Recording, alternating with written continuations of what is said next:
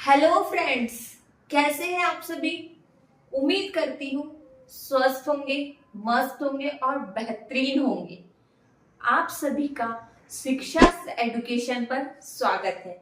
अगर आपने अभी तक शिक्षा एडुकेशन को सब्सक्राइब नहीं किया है तो जल्दी से जाके आप सब्सक्राइब कर लीजिए, क्योंकि यहाँ पर आपको सभी क्लासेस की topic wise detail classes provide की जाएगी। And don't forget to press the bell icon, because इससे आपको सभी क्लासेस की नोटिफिकेशंस टाइम टू टाइम मिल जाएगी। जैसे कि आप जानते हैं कि आप क्लास 6th में हैं। आप क्लास 6th में पॉलिटिकल साइंस में हम लोग क्या पढ़ रहे थे साथ मिलकर? हम पढ़ रहे थे पॉलिटिकल साइंस का फर्स्ट चैप्टर अंडरस्टैंडिंग डाइवर्सिटी, जिसमें हमने हमारी फर्स्ट क्लास में इंट्रोडक्शन पार्ट कवर कर लिया था। इंट्रोडक्शन पार्ट में हमने क्या देखा था? हमने ये देखा था कि हमने डाइवर्सिटी के कॉन्सेप्ट को समझा, डाइवर्सिटी के मीनिंग को समझा और डाइवर्सिटी हमारे लाइफ को कैसे बेहतर बना रही है। हमने ये इंट्रोडक्शन पार्ट में ऑलरेडी कवर कर लिया है। लेकिन अगर आपने अभी तक के हमारा इंट्रोडक्शन पार्ट नहीं देखा है तो आप जल्दी से जाके पहले वो कवर कर लीजिए, नहीं तो आपको हमारा सेकेंड पार्ट समझने में डिफिकल्टीज आ सकती है। सो स्टार्ट करते हैं आज का हमारा सेकेंड पार्ट, जिसका नाम है diversity in India. Understanding diversity chapter का हम सेकेंड पार्ट देख रहे हैं। अंडरस्टैंडिंग इन इंडिया मतलब भारत में कैसी कैसी भिन्नताएं हैं। ये जो हमारा पूरा भारत है, इसमें कैसी कैसी हमें विविधताएं देखने को मिलेगी। अब हम समझते हैं कि हमारे पास कैसी कैसी डाइवर्सिटी है। तो चलिए हम समझते हैं। तो अगर हम फर्स्ट डाइवर्सिटी की बात कर ले तो वो हो गई हमारी लिंग्विस्टिक डाइवर्सिटी, जो कि हम पहले भी डिस्कस कर चुके हैं। अब लिंग्विस्टिक डाइवर्सिटी के अगर हम एग्जांपल दें तो वो क्या क्या हो सकते हैं? हिंदी, इंग्लिश और लोकल लैंग्वेजेस। ठीक है। अब हम डाइवर्सिटी में और क्या ऐड कर सकते हैं? हमारे भारत में और कैसी कैसी विविधता है? तो हम बात करते हैं जियोग्राफिकल डाइवर्सिटी की। अब जियोग्राफिकल डाइवर्सिटी की अगर मैं आपको एग्जांपल की बात करूं तो उसमें क्या क्या आ जाएगा? इसमें आ जाएगा फर्टाइल, barren,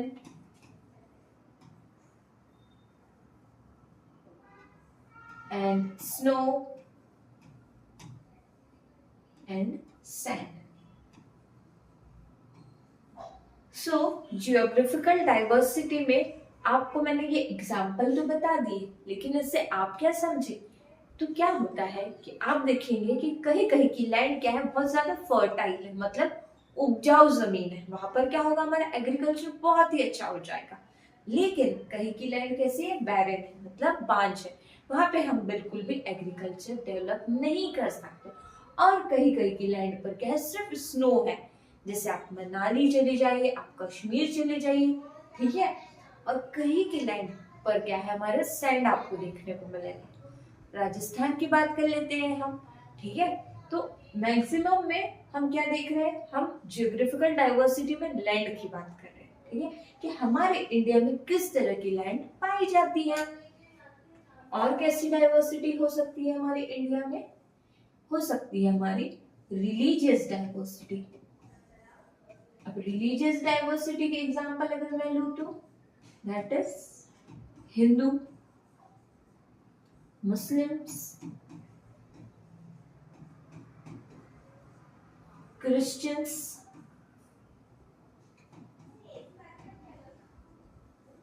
जैनिज्म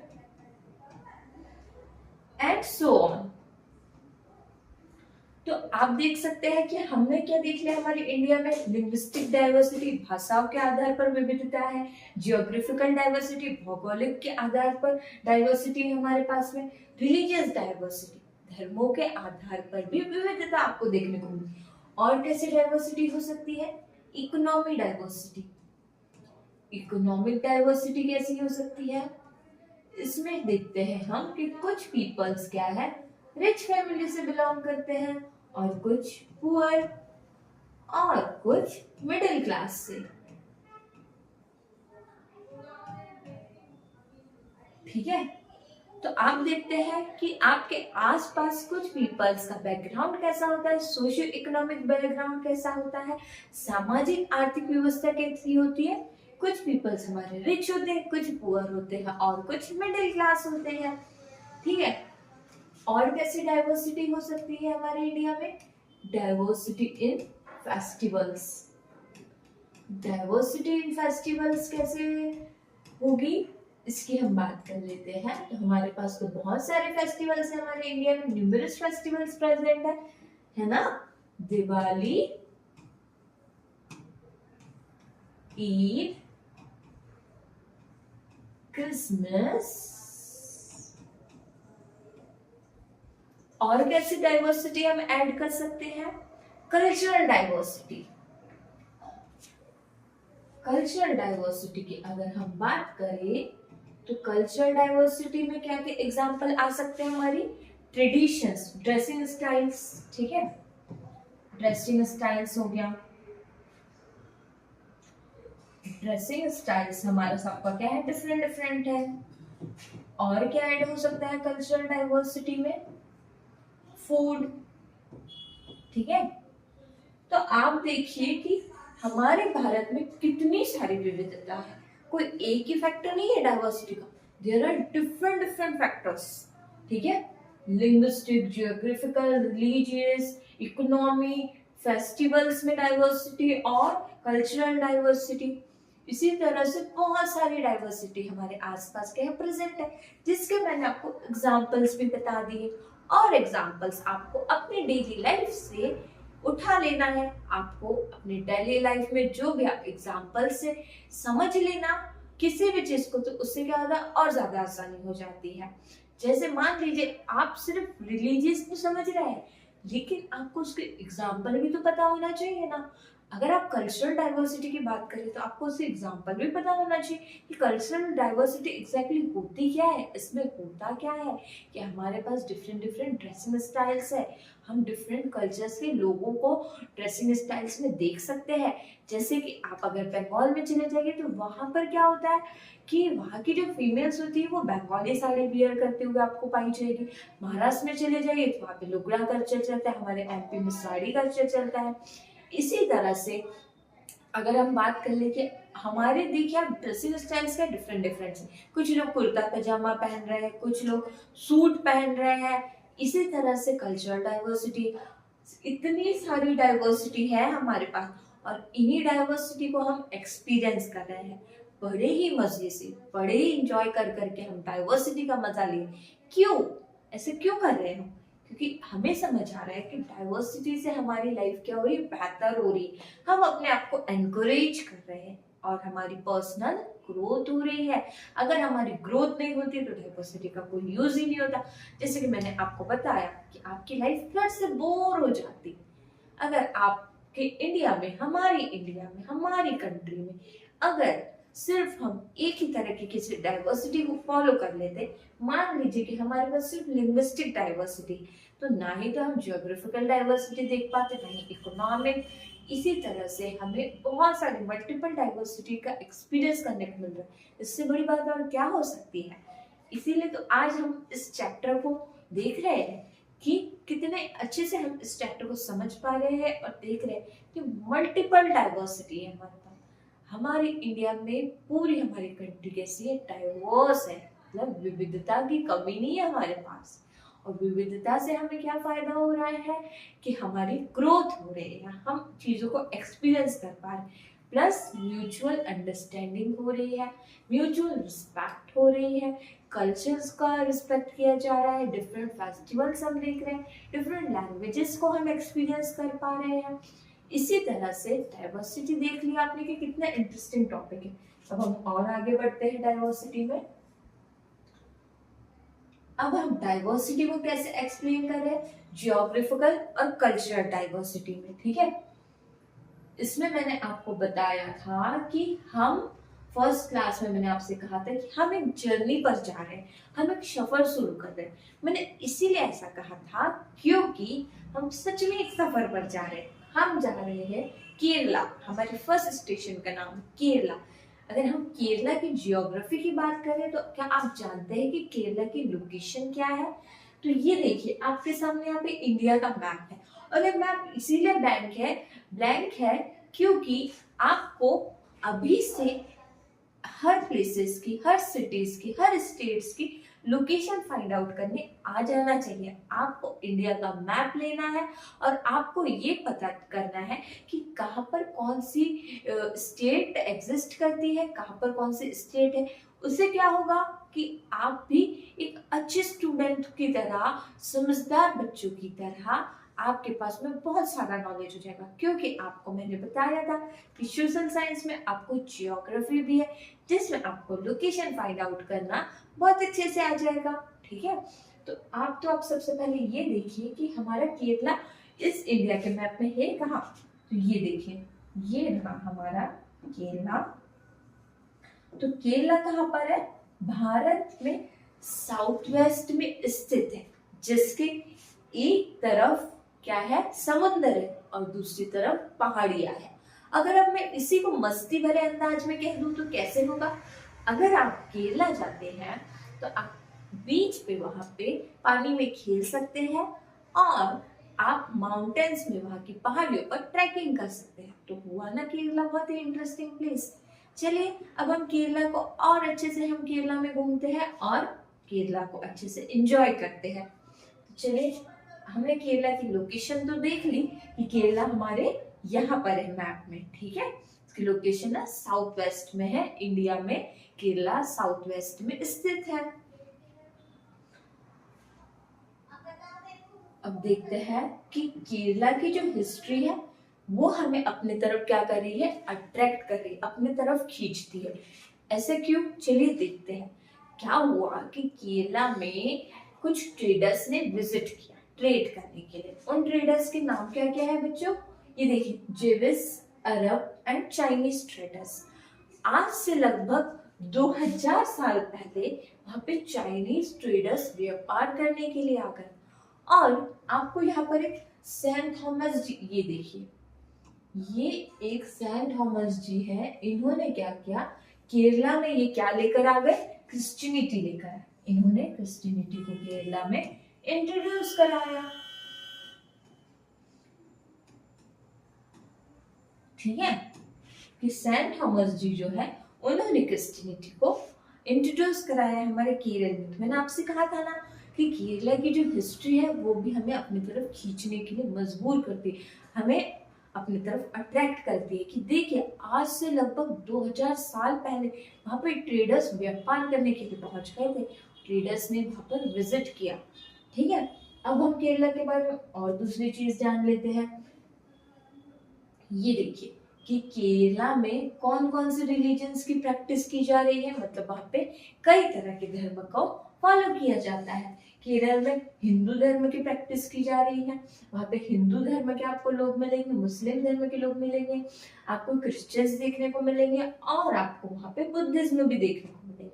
तो देखिए कि आप जब भी केरल जाएंगे तो आपको डिफरेंट डिफरेंट रिलीजन्स के पीपल्स भी से भी आप मिलेंगे। अब हम इसका नेक्स्ट फैक्टर देखते हैं। हाँ, अब हम केरला की इकोनॉमी की बात करते हैं। तो आप क्या जानते हैं कि केरला में कुछ मसाले बहुत फेमस है, जैसे कि यहाँ पे हो गए काली मिर्च हमारी, ठीक है, पीपल एंड क्लोव्स, लौंग और इलायची, कार्डमम्स। आप जब भी केरला जाते हैं आपको आके बाजारों में ये मसाले जरूर मिलेंगे, क्योंकि यहाँ क्योंकि ये मसाले केरल के फेमस मसाले हैं, फेमस स्पाइसेस हैं। ठीक है, तो हमें वहां से जाकर खूब सारे मसाले खरीदना है और केरल की इस ट्रिप को एंजॉय करना है। अब फूड की बात करते हैं। फूड बिना टेस्ट किए तो हम केरल से वापस आ नहीं सकते। तो देखिए, आपके केरल में फेमस फूड क्या है? वहां के लोग क्या खाते हैं? राइस खाते हैं, फिश खाते हैं और ग्रीन वेजिटेबल्स खाते हैं। ये केरल की फेमस डिश है। ठीक है, राइस, फिश एंड वेजिटेबल्स। तो हम अगर किसी भी जगह जाए और अगर हमें वहाँ का कुछ पता ना हो तो हमें ये उतना इंटरेस्ट नहीं आएगा। और अगर हम उस जगह को एक्सप्लोर करें, उस जगह के बारे में पहले से सब कुछ जानकर जाए, तो हमारी ट्रिप क्या हो जाएगी और अच्छी हो जाएगी। हम अपने पेरेंट्स को बता पाएंगे, अपने टीचर्स को बता पाएंगे कि केरला में क्या क्या चीजें इंटरेस्टिंग है, केरला की हिस्ट्री क्या है, केरला की जियोग्राफी क्या है, केरला एग्जैक्टली किस लोकेशन में है इंडिया में, प्लस केरला में फेमस क्या है और केरला का फूड क्या फेमस है। तो इसी तरह से देखिए कि केरल की ट्रिप कितनी ज्यादा मजेदार होती है। ठीक है, अब आपको मैं केरल के एक अनोखे फीचर के बारे में बताती हूँ, जो कि यहाँ पे आप देख सकते हैं, चाइनीज फिशिंग नेट्स। ठीक है, जो कि चाइना की नेट है जो कि केरल में यूज की जा रही है। ये फिशिंग नेट मतलब आप समझ गए होंगे कि मछली पकड़ने वाली नेट, जिसको क्या नाम दे दिया लोगों ने, चीना वाला। ठीक है, चीना वाला अगर आपको मैं कहूँ तो आपको समझ जाना है कि चीना वाला मतलब होता है चाइनीज फिशिंग नेट। ठीक है, कोई अलग से चीज नहीं है चीना वाला, मछली पकड़ने वाली नेट को ही चीना वाला कहते हैं। और केरल का फेमस फेस्टिवल तो पता होना ही चाहिए, क्योंकि वो भी केरल की तरह बहुत इंटरेस्टिंग है, जिसकी फोटो यहाँ पे ऑलरेडी लगी हुई है, that is Onam. Onam festival में क्या होता है, बोट रेस होती है, मतलब बोट की रेस लगाई जाती है कि कौन सी बोट फर्स्ट आएगी, कौन सी बोट सेकंड आएगी। तो ये देखिए कि ये पिक्चर में आप देख सकते हैं कि कितने सारे लोग ऐसे बोट पर बैठे हुए हैं और ये रेसिंग हो रही है, किसकी, बोट्स की। ठीक है, और इस फेस्टिवल को क्या कहते हैं, ओणम फेस्टिवल कहते हैं। तो इस तरह से हमने अब केरल के अनोखे फीचर के बारे में भी जान लिया कि केरल में जो फिशिंग नेट यूज होता है दैट इज चीना वाला। अब हम आ जाते हैं हमारे नेक्स्ट स्टेशन पे। Next station is Ladakh. अब लद्दाख कहाँ पर स्थित है, चलिए अब हम देखते हैं। ये देखिए, यहाँ पे आपको मिलेगा लद्दाख। ठीक है, ये JNK है ना हमारा, मतलब जम्मू एंड कश्मीर।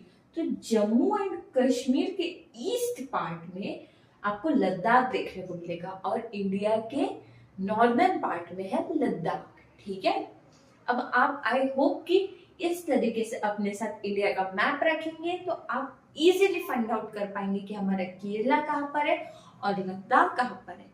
आपको लोकेशन पता होना चाहिए, लद्दाख कहाँ पर है, जम्मू एंड कश्मीर के एक हाई एल्टीट्यूड डेजर्ट पर लद्दाख की लोकेशन है। ठीक है, और लद्दाख भी जिस तरह से हमने केरला ट्रिप एंजॉय करी, अब हम लद्दाख भी एंजॉय करने वाले हैं। तो चलिए देखते हैं लद्दाख में क्या क्या यूनिक फीचर्स है।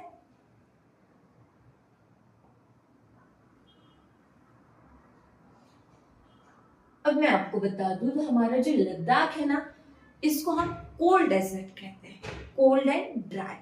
अब इसको कोल्ड डेजर्ट इसीलिए कहते हैं क्योंकि जो लद्दाख है ये टॉप में और ये हमेशा बर्फ से ढका हुआ होता है। यहाँ पे हमेशा बर्फ जमी हुई होती है और यहाँ पे क्या होता है, वेरी लिटिल रेनफॉल होती है। यहाँ पे बहुत ही आपको कम रेनफॉल देखने को मिलेगी कि यहाँ पे बारिश भी बहुत कम होती है।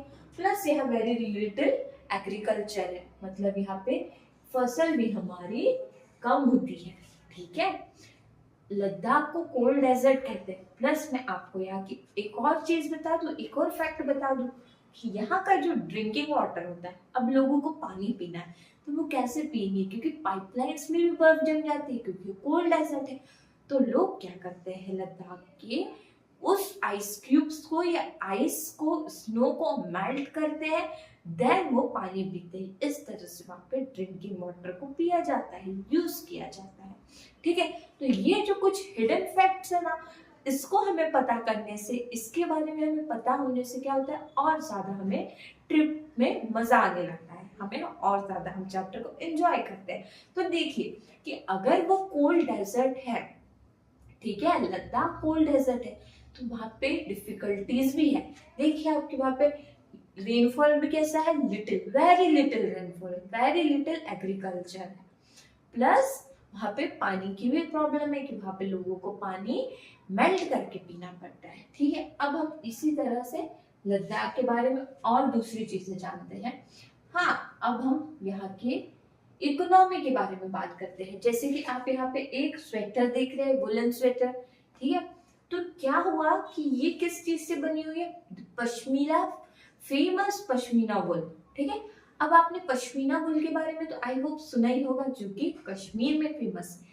लेकिन इसका ट्रेड कहाँ पर होता है? लद्दाख में भी होता है।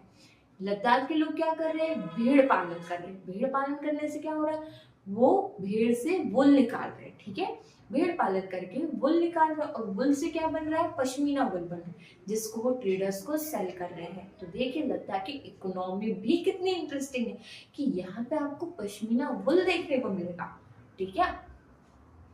अब हम इसके नेक्स्ट फीचर के बारे में बात करते हैं। देखिए कल्चरल इन्फ्लुएंस, मतलब लद्दाख में मुख्यतः दो धर्मों को आपको देखने को मिलेंगे। First one is Buddhism and second one is इस्लाम, मतलब मुख्यतः पे दो धर्म आपको ये देखने को मिलेंगे।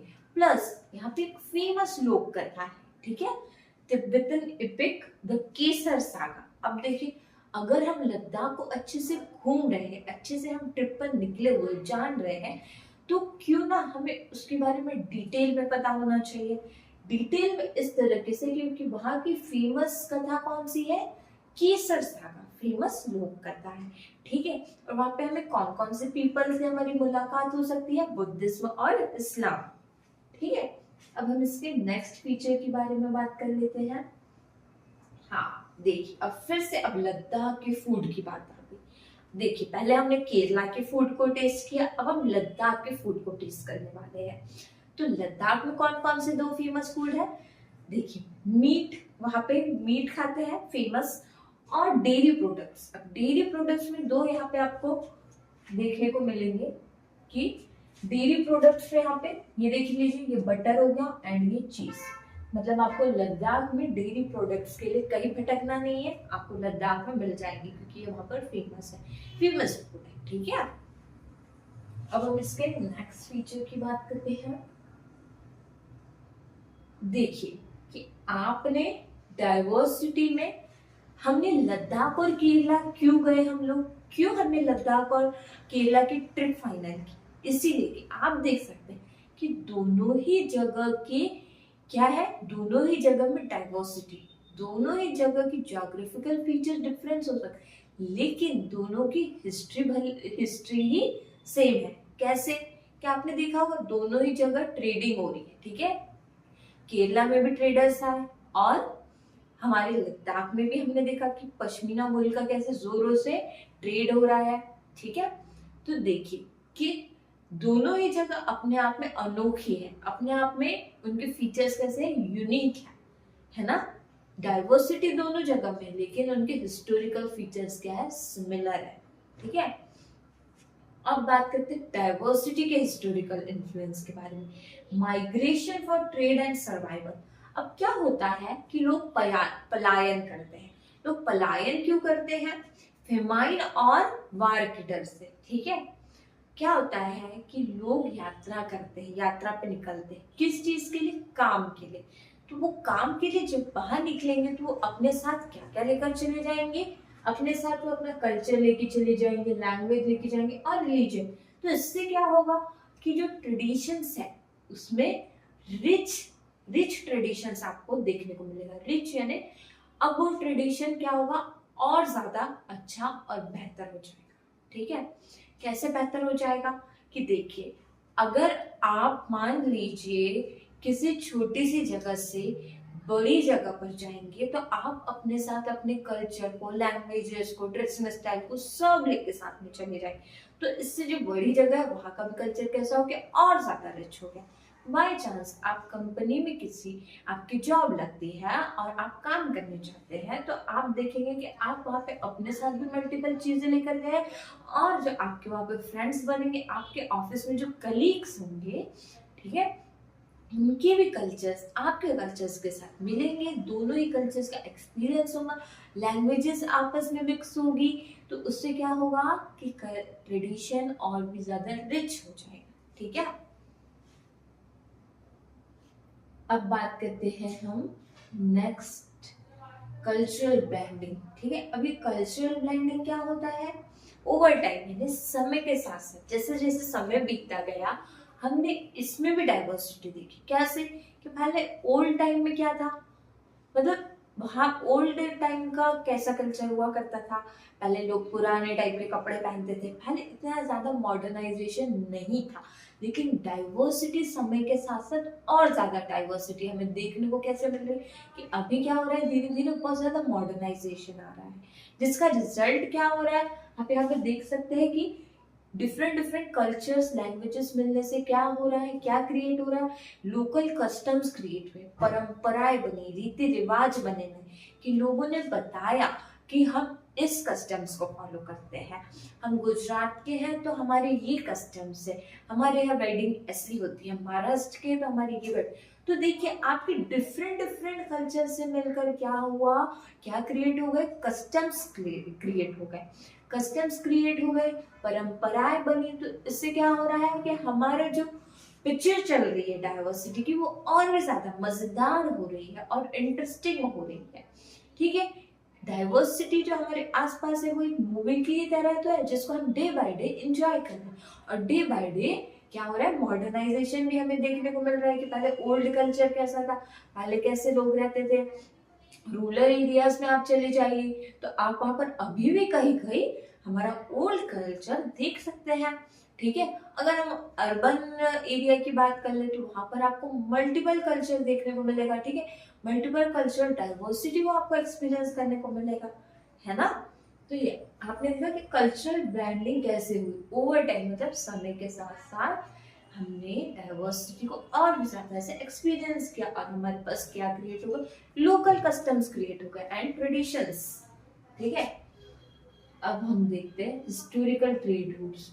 जैसे कि आपने देखा कि ट्रेड रूट्स हमने देखे लद्दाख और केरला के, किस चीज के लिए, गुड्स एंड सर्विसेज के लिए। ठीक है, कि व्यापार अच्छा होने के लिए, व्यापार करने के लिए व्यापार किया जा रहा है, इस चीज को हमने एक्सपीरियंस किया। ठीक है, डिफरेंट डिफरेंट रीजन्स में, डिफरेंट रीजन्स में मेनली हमने कहा कि जगहों के हिस्टोरिकल ट्रेड रूट्स का एक्सपीरियंस किया, that is Ladakh and Kerala. ठीक है, अब बात करते हैं जियोग्राफिकल इन्फ्लुएंस ऑन डाइवर्सिटी। अब देखिए कि अडेप्टेशन कैसे हुआ, लोगों ने क्या किया कि ज्योग्राफिकल कंडीशंस के बेसिस पे अपनी लाइफस्टाइल्स में अडेप्टेशन किया। कैसे कि देखिए केरला की अपनी अलग डाइवर्सिटी है, लद्दाख की अपनी डाइवर्सिटी है। तो जब इसका रिजल्ट ये आ रहा है कि आप इसको एक एग्जांपल के थ्रू समझिए कि इसकी डाइवर्सिटी मतलब कैसे, यहाँ पे हम देख रहे हैं कि ज्योग्राफिकल डाइवर्सिटी मतलब ज्योग्राफिकल कंडीशंस के थ्रू लोगों ने अपनी लाइफस्टाइल में क्या अडेप्ट किया। तो वो हो गया फूड, हो गया क्लोथ्स, हो गए लैंग्वेजेस, हो गए कल्चर्स, हो गए। देखिए आप एक ही सिटी में है तो आप एक सिटी में देख सकते हैं कि आपको एक सिटी में अलग अलग रेस्टोरेंट मिल सकते हैं। ठीक है, वहां पे आपको डिफरेंट डिफरेंट फूड मिल सकता है। आपको साउथ इंडियन, एक ही सिटी में साउथ इंडियन रेस्टोरेंट मिल जाएगा, आपको चाइनीज रेस्टोरेंट मिल जाएगा, मतलब एक ही जगह पे। डाइवर्सिटी की डेफिनेशन हमने स्टार्टिंग में क्या समझी थी, एक ही जगह पर अनेक तरह के लोगों की उपस्थिति। वैसे एक ही सिटी में अलग अलग तरह का फूड होना, अलग अलग तरह के रेस्टोरेंट पाए जाना। ठीक है, यही तो है डाइवर्सिटी। ठीक है, तो इससे क्या रिजल्ट निकला हमारा कि जब लोगों ने अपनी लाइफस्टाइल में एडेप्टेशन किया तो उसका रिजल्ट है कि डिफरेंट हम ड्रेसिंग स्टाइल देख रहे हैं, फूड देखने को मिल रहे हैं, क्लोथ्स देखने को मिल रहे हैं, प्लस आर्थिक गतिविधियां। ठीक है, इकोनॉमिक एक्टिविटीज कैसे कि हमने देखा कि कुछ पीपल्स क्या है, रिच है, कुछ पुअर है, कुछ मिडिल क्लास है। इस तरह से हमने इकोनॉमिक एक्टिविटीज को भी ऑब्जर्व किया, एक्सपीरियंस किया। अब हम केरला और लद्दाख का एक बार फिर से कंपैरिजन कर लेते हैं। तो ये देखिए, अगर हम केरला और लद्दाख का कंपैरिजन करें तो वो कैसे हो सकता है। फर्स्टली हम करते हैं बात लोकेशन के थ्रू। ठीक है, लोकेशन के थ्रू तो केरला कहाँ पर है, आपके साउथ वेस्ट में है, और लद्दाख कहाँ पर है, आपके नॉर्दर्न इंडिया में है। देखिए मैं आपको सारे यहाँ पे यूनिक फीचर्स बता देती हूँ। अब हमने लैंग्वेजेस के बारे में पढ़ तो लिया था, लेकिन वह कौन सी लैंग्वेजेस यूज होती है ये भी हमें पता होना चाहिए। ठीक है, लैंग्वेजेस केरला में यूज होती है मलयालम, वहां के लोग मलयालम बोलते हैं, और लद्दाख के लोग बोलते हैं लद्दाखी लैंग्वेज। ठीक है, प्लस तिब्बतन, क्योंकि हमने फेमस लोक कथा के बारे में पढ़ा था। लद्दाख की फेमस लोक कथा कौन सी है? कीसर सागा। ठीक है, अब यहाँ के फूड की बात करते हैं। फूड यहाँ पे हमने क्या देखा था? Fish, rice and vegetables. ठीक है, और लद्दाख के अगर हम फूड की बात करें तो डेयरी प्रोडक्ट्स हमें यहाँ पे इजीली मिल जाएंगे।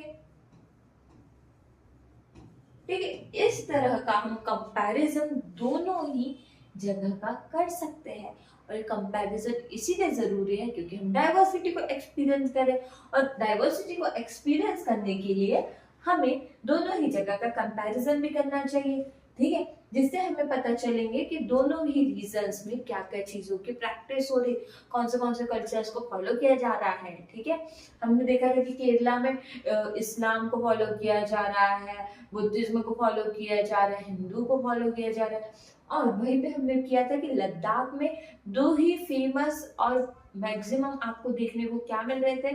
Buddhism and Islam. ठीक है, तो अगर आप केरला और लद्दाख जाते हैं तो आई होप कि अब आप ब्लैंक होके नहीं जाएंगे, आपके पास मैक्सिमम इंफॉर्मेशन आ गई, क्योंकि आपने अंडरस्टैंडिंग डाइवर्सिटी में केरला लद्दाख ऑलरेडी आपने विजिट कर लिया है। ठीक है, और आप कहीं भी जाए तो मुझे नहीं लगता कि आपको ब्लैंक होके जाना चाहिए। अगर हमारे पास ऑलरेडी इंफॉर्मेशन होगी तो हम क्या करेंगे? इंजॉय करेंगे। ठीक है, ट्रिप और भी ज्यादा एंजॉय करेंगे। जैसे कि मैंने आपको बताया था कि प्रेजेंट डे डाइवर्सिटी मतलब आज डाइवर्सिटी कहाँ एग्जिस्ट कर रही है, आज डाइवर्सिटी हमारे लाइफ में कैसी, प्रेजेंट डे में कैसी। तो आप देखिए कि मॉडर्न टाइम्स में क्या कर रहे हैं लोग, कंटिन्यू काम के कारण बाहर जा रहे हैं। ठीक है, मूव कर रहे हैं काम के कारण। ठीक है, जैसे आपकी जॉब्स मुंबई से दिल्ली लग गई, दिल्ली से मुंबई लग गई, गुजरात फॉर एग्जाम्पल, कि आप ऐसा मान लीजिए कि काम के कारण हम बाहर बाहर जा रहे हैं, तो क्या हो रहा है? बाहर जाने से क्या हो रहा है कि मॉडर्नाइजेशन को हम सीख रहे हैं, हम नए नए कल्चर से मिल रहे हैं, हमारा एक्सपीरियंस और ज्यादा बढ़ रहा है, और हम और ज्यादा एंजॉय कर रहे हैं, है ना। और इससे क्या हो रहा है कि हमारा जो कल्चर है वो और भी ज्यादा एनरिच हो रहा है। मैंने बताया ना कि आप इन सब चीजों से क्या कर रहे हैं? अपने आप को एनकरेज कर रहे हैं, और प्लस म्यूचुअल अंडरस्टैंडिंग हो रही है, आपस में अच्छी समझ हो रही है, हर चीज की समझ हो रही है। हम धर्मों को अच्छे से समझ रहे हैं, उनके फेस्ट को अच्छे से समझ रहे हैं, फूड को अच्छे से समझ रहे हैं, इकोनॉमी को अच्छे से समझ रहे हैं। अगर हमारे पास डाइवर्सिटी नहीं होती तो हम किसी भी चीज का एक्सपीरियंस नहीं कर पाते। और हमारा सेंसस यही तो कह रहा है, इंडिया का सेंसस क्या कह रहा है कि डाइवर्सिटी हमारी स्ट्रेंथ है, और इसी स्ट्रेंथ से हमारे पास पावर है। पावर किस चीज की है? कि हम हर चीज एक्सपीरियंस कर रहे हैं, डे बाय डे हमारे पास मल्टीपल चीजें आ रही है। ठीक है, हमें ये देखने को मिल रहा है कि कितने सारे रिचुअल्स हैं, कितने सारी लैंग्वेजेस हैं। ठीक है, अगर आप आपकी फ्रेंड की वेडिंग को एक्सपीरियंस करना चाहते हैं और वो डिफरेंट कल्चर का है, तो आप देखिए कि उसकी वेडिंग में कितने डिफरेंट रिचुअल्स है और आपकी रिचुअल्स डिफरेंट है ना। तो इसी तरह से क्या हो रहा है कि जब इतने सारे कल्चर्स मिल रहे हैं तो ट्रेडिशंस भी ब्लेंड हो रहे हैं, कल्चर की भी ब्लेंडिंग हो रही है, जिससे हमारे पास और ज्यादा रिच कल्चर हो रहा है, हमारा इंडिया और ज्यादा बेहतर हो रहा है। और डाइवर्सिटी तो है ही हमारे लाइफ में बेहतर बनाने के लिए ऑलरेडी प्रेजेंट है। अब आप देखिए कि अर्बन एंड रूरल में क्या डिफरेंस है। तो जब आप अर्बन एरियाज में जाएंगे तो आपको वहां पे क्या मिलेगा? कल्चरल डाइवर्सिटी ज्यादा देखने को मिलेगी। यही बात हो गई कि सिटी में आपको मॉडर्नाइजेशन, डिफरेंट डिफरेंट कल्चर ज्यादा देखने को। वही अगर हम रूरल एरिया की बात करें तो रूरल एरिया में क्या होगा? आज भी हम कस्टम्स को, परंपराओं को बहुत ही अच्छे से, सभ्यता से फॉलो करते हुए हमें देखने को मिलेगा रूरल एरियाज में। तो देखिए कि डिफरेंस है, रूरल एंड अर्बन में कितना बड़ा डिफरेंस है डाइवर्सिटी में, लेकिन दोनों ही जगह डाइवर्सिटी तो है लेकिन डिफरेंट डिफरेंट है। ठीक है, अब हम जैसे कि मैं हमेशा अपने आंसर में कोई कुछ ना कुछ चीजें ऐड करने के लिए कहती हूँ। मैंने आपसे फर्स्ट क्लास में भी कहा था कि हमने वहां पर क्या ऐड किया था फर्स्ट क्लास में, कुछ फैक्ट्स एंड डेटा। अब हम ऐड कर रहे हैं गवर्नमेंट इनिशिएटिव्स। अब गवर्नमेंट ने विविधता को प्रमोशन करने के लिए क्या किया, एक स्कीम बना दी, और वो स्कीम का क्या नाम है, एक भारत श्रेष्ठ भारत। ये देखिए, ये रही स्कीम, हमारी स्कीम एक भारत श्रेष्ठ भारत। अब इस स्कीम का एम क्या है कि जब डिफरेंट डिफरेंट स्टेट्स के लोग मिलेंगे, ठीक है, आपस में जब लोग मिलते हैं, मान लीजिए कि आप गुजरात से तमिलनाडु में पढ़ने गए हैं, तो आपके साथ आपके गुजरात का कल्चर भी वहां पे जाएगा। आप तमिलनाडु से भी कुछ चीजें अडेप्ट करेंगे, आप तमिलनाडु की लैंग्वेज भी सीखने में इंटरेस्टेड रहेंगे क्योंकि आप वहां पढ़ने गए हैं।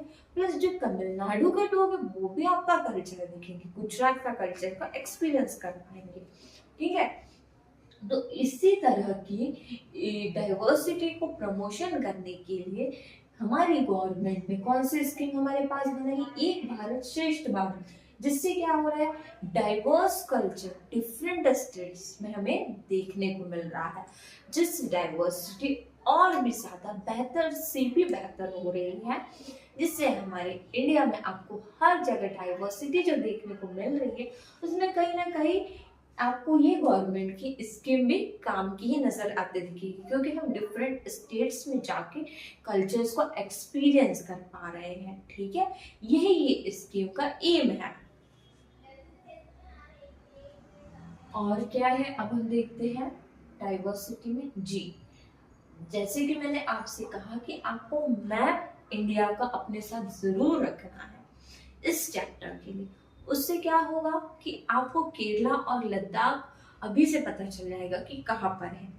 नहीं तो आप चले गए और आप अगर यही नहीं बता पा रहे हैं कि हमारे इंडिया के मैप में केरला कहाँ है, लद्दाख कहाँ है, तो ये इसमें तो कोई मजे वाली बात है नहीं। इसीलिए आपको अपने साथ मैप रखना है, और मैप आपको इजीली मिल जाएगा, इंडिया का मैप, जिससे आप लोकेट कर पाएंगे। तो चलिए एक बार फिर से हम देखते हैं कि हमारा केरला कहाँ पर है और लद्दाख कहाँ पर है। ठीक है, तो यहाँ पे मैंने आपको बताया था कि हमारा लद्दाख है, हमें मैप में इसी तरह से लोकेट करना है, जो कि J&K के पास है, एंड ये रहा हमारा डाउन साइड में केरला। आपको मैंने आज की इस क्लास में मैप इसीलिए दिखाए ताकि आपको दोनों ही जगह की लोकेशन समझने में बहुत ज्यादा आसानी हो जाए, कि आप बता पाए अपने घर पे कि हम जानते हैं कि केरला कहाँ पर है, हम जानते हैं कि लद्दाख कहाँ पर है, और इनकी एग्जैक्ट लोकेशन कहाँ पर है। आई होप आपने डाइवर्सिटी इन इंडिया टॉपिक भी बहुत ज्यादा एंजॉय किया होगा, जैसे हमने अंडरस्टैंडिंग डाइवर्सिटी का फर्स्ट टॉपिक एंजॉय किया था इंट्रोडक्शन, वैसे ही आज हमने diversity in India topic cover किया। और अगर आपको कोई भी डाउट है, कोई भी छोटा मोटा डाउट है, तो आप बिल्कुल पूछिए, कमेंट सेक्शन में आप कमेंट कीजिए कि हमें ये समझ में नहीं आया, तो आपको उस डाउट का आंसर मिल जाएगा। अब मेरा भी आपसे एक क्वेश्चन है जिसका आंसर आपको कमेंट सेक्शन में बताना है। मेरा आपसे ये क्वेश्चन है कि डाइवर्सिटी इन इंडिया में हमने जितने भी फैक्टर्स देखे थे कि कितनी डिफरेंट डिफरेंट डाइवर्सिटी होती, तो आपके अकॉर्डिंग और क्या ऐड होना चाहिए डाइवर्सिटी इन इंडिया, मतलब भारत में और कैसे डाइवर्सिटी, ये आपको मुझे कमेंट सेक्शन में जरूर बताना है। इसका आंसर आप कमेंट सेक्शन में कीजिए और इसी तरह हमारे साथ बने रहिए, क्योंकि हम 2 पार्ट्स ऑलरेडी कंप्लीट कर चुके हैं हमारे फर्स्ट चैप्टर के। अब हम हमारे नेक्स्ट क्लास में पढ़ेंगे यूनिटी एंड डाइवर्सिटी, जो कि और भी ज्यादा इंटरेस्टिंग होने वाला है। मतलब डाइवर्सिटी में तो हम पढ़ ही रहे हैं, लेकिन अब हमने डाइवर्सिटी का मतलब अभी तक के क्या समझा है, विविधता, विविधता और विविधता। लेकिन हमारे लास्ट टॉपिक में हम क्या देखेंगे, विविधता में एकता, मतलब डिफरेंसेस में यूनिटी। ठीक है, तो हम हमारी लास्ट क्लास में फिर मिलेंगे यूनिटी एंड डाइवर्सिटी के साथ। Thank you for joining me in this exploration of understanding diversity. Let's continue to learn and engage in meaningful discussions.